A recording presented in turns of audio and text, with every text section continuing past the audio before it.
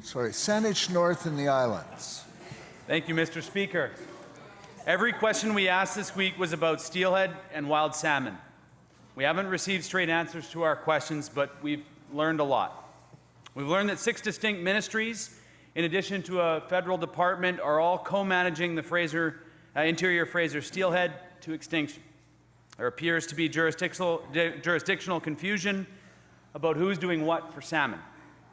I don't doubt this government's commitment to wild salmon, but I wonder about their ability to make concrete changes when it appears it is being managed off of the side of everyone's desk. Salmon are resilient. In the Saanich culture, they are our relatives. The health and wellness requires a different relationship, one that we clearly do not yet comprehend. Given the fact that everybody seems to be in charge, I'd like to direct my question through your Honourable Speaker to the Premier. Will your government consider creating a Wild Salmon Commissioner or Secretariat to unite and streamline the work being done by government to protect our wild salmon and steelhead relatives? Premier. Thank you.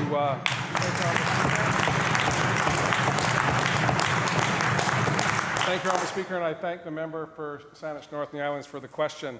And he has, I think, characterized fairly effectively the challenge that all of us have in British Columbia with co-management of our iconic salmon species, whether they be steelhead, whether they be chum, whether they be chinook, coho, sockeye, and the like. But that challenge didn't just arrive, Honourable Member, as you know, and through your Honourable Speaker, that challenge will take some time to figure out. We are working tirelessly on this side of the House, and we have been saying repeatedly to able questions from the Green Party and from those on the other side, everyone in British Columbia understands the importance of salmon, not just to our people, but to our land. We are going to do our level best to get through the red tape, to understand what Ottawa's plans are for our salmon species, and we're going to do our level best to make sure that at the end of the day, the people of British Columbia can have confidence that all levels of government are working in a coordinated way to realize the objective that the member just recognized. Saanich North and the Islands on a supplemental.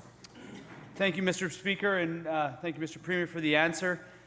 We've heard a lot of words spoken this week, and what we're proposing with the line of questioning and with the suggestion that I made in my initial question was action.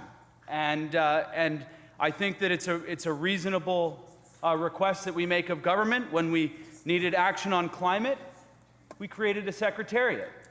And when we needed to address issues of conflicts of interest, we created a commissioner. And these are examples of where we've got multiple ministries working on their files, their distinct files, and we need action across government. That's why today we are asking the government and suggesting to the government to consider creating a Wild Salmon Secretariat or a commissioner that could do very similar work to bring together, to streamline all the work that's being done that would require adequate funding, of course.